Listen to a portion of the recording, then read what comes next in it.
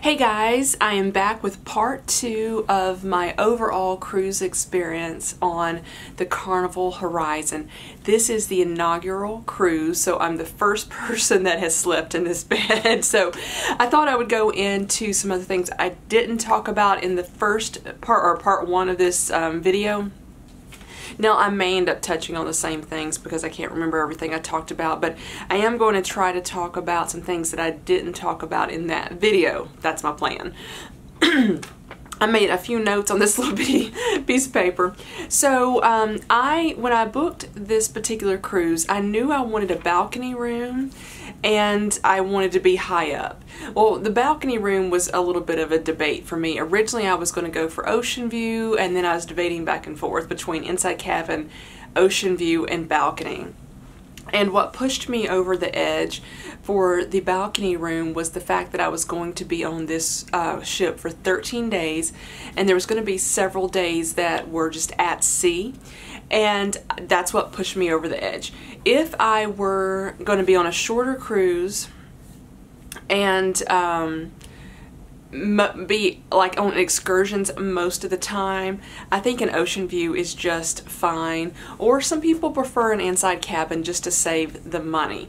Now, after having the balcony, I will tell you, I don't think I ever want to go back to any of the other cabins because the balcony is pretty awesome. Now, it's not that big, but it is super nice to go out there and sit out there if I want to, or at least just pull the curtain back completely and have the view outside the window. So I have thoroughly enjoyed the balcony room, and I definitely recommend it, but keep in mind that is a pretty significant price increase, especially on a 13-day cruise. The ocean view, basically from what I was going to pay for an inside cabin, the ocean view was $1,000 more. The balcony was $2,000 more. So we're talking about a significant amount of money. So you just have to make that decision. You have to weigh it out. Then you have to think about, do you want to stay on the port side of the ship or do you want to stay on the starboard side of the ship? So port side is left, starboard is right. Now, I heard in the past that the port side should always face the port when the ship is docked, and the starboard should always face out to sea. That is not always the case. Sometimes it just depends on the port, and you may be facing the port on both sides, just kind of how the ship pulls in. So just take that port and starboard where they're facing with a grain of salt, because it's not always the case. Now, where you want to stay on the ship is another thing. I wanted to be high up. That was my original plan.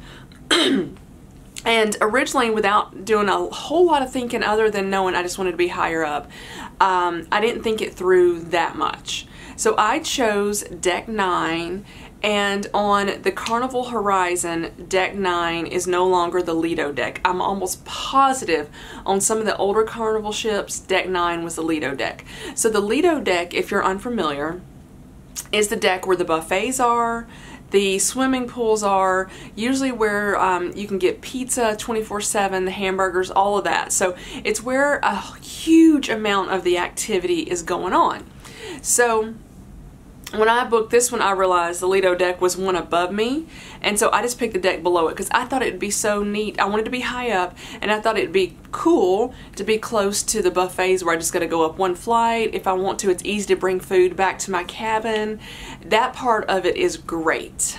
Really, really good. However, one thing I didn't even consider, it never even crossed my mind until it happened on this cruise. They have parties on the Lido deck sometimes at night, starting about 10:30 p.m. Now, I like to go to bed early and get up early. The party lasted till 11:30, or 11:30 to midnight. And while that was going on, I wasn't sleeping. One night, they've had two that I remember, and one night I honestly thought one of the lifeboats had come loose and was banging against the side, like one side of it had fallen and was banging against the side of the ship. It was that bad. I got up, out of bed, went out on the balcony and was like looking around, and it finally hits me.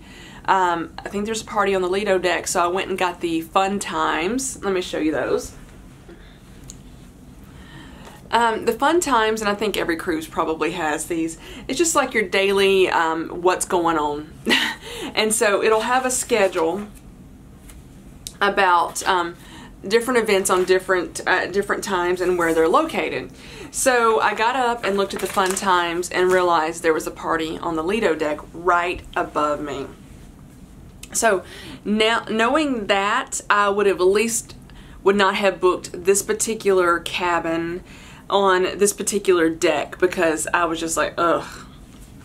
But it was only 2 nights out of a 13-night cruise, and I don't know if the convenience of walking up 1 flight of steps to the buffet or to the pizza, hamburgers, whatever, was it worth it? I don't know. I'm pretty sure I would at least gone down maybe to deck 8. I think that would have been even better, just to avoid the noise. Wrong paper. Another issue that I've noticed in this particular ship, where the theater is, where they have the performances in the evening, it's called the Liquid Lounge. Now, I'm pretty sure they have other names on other ships. The Vista is probably the same, Carnival Vista, because they're like sister ships. And I heard during the tour that I took the first day, that they have 900 seats. And usually they do 2 shows at night, at 7:30 and then at 9:30. And their recommendation is, if you go to early dinner. Now, if you do it on your own, it doesn't matter, but there's early dinner and then late dinner. If you go to the early dinner, they recommend you go to the later show, and vice versa. If you do it on your own, just go whenever.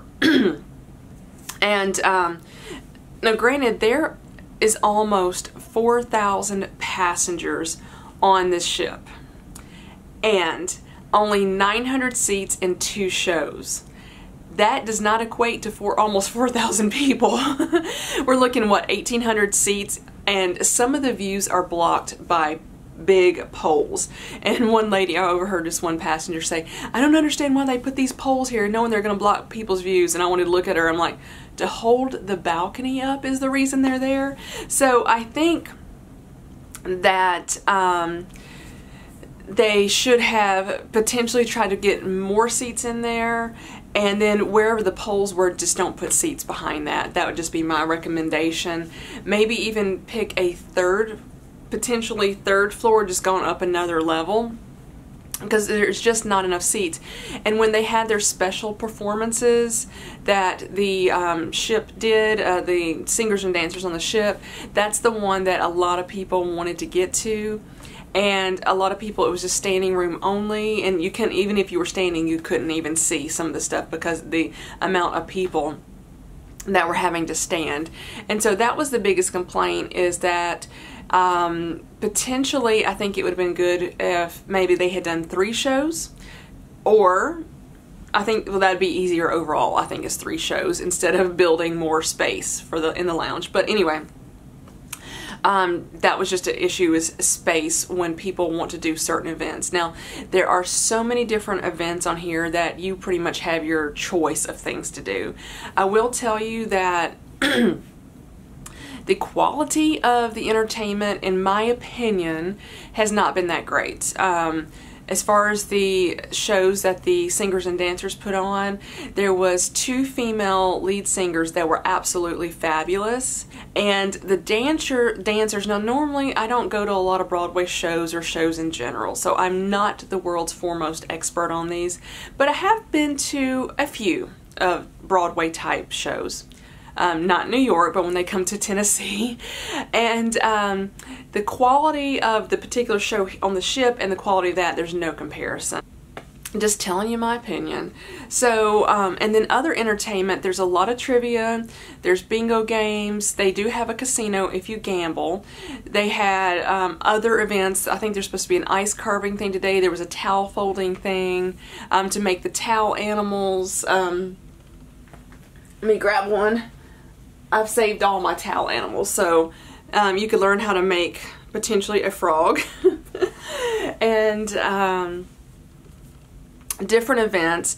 I really enjoyed a photography event that they had, and a few other things, but most of the time it's just something to do if you don't have anything else you want to do and you don't want to stay in your cabin. I personally have enjoyed staying in the cabin because of this balcony, so I didn't feel like I had to get out here, get out of the room and do something else. Let's see. Okay, one other thing I just noticed this morning. Now, this is the last full day of this particular cruise, and I just went up to get some breakfast. And I went through 5 cups. Let me grab this one. This is the type of cup that you get in the Lido deck, the buffet. This was probably the 5th one I picked up this morning. And the reason I picked up 5 was because the first 4 were dirty, that supposedly they had been cleaned.